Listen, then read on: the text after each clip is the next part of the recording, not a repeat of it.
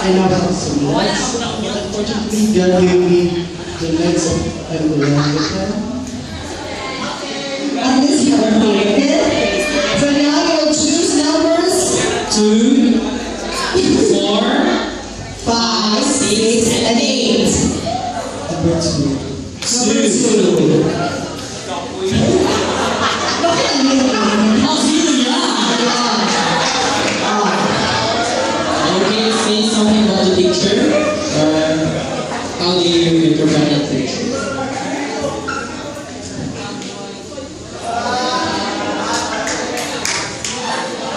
Oh my God! Nawala yung boses niya. So, she needs an interpreter.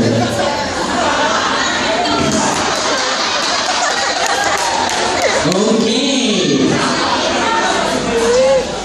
Okay. How do you interpret that picture? He's happy.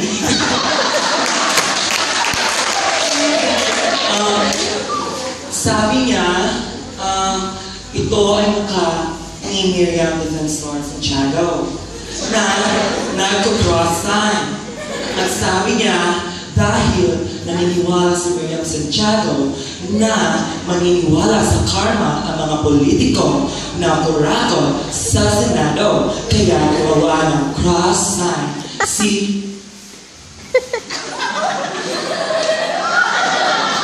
Sabi niya ulit, he's happy.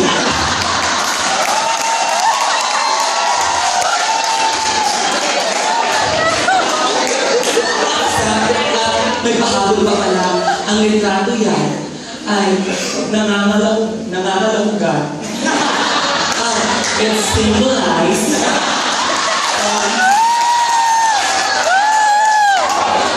peace and justice in the standing house. That's all. Thank you. Thank you so much.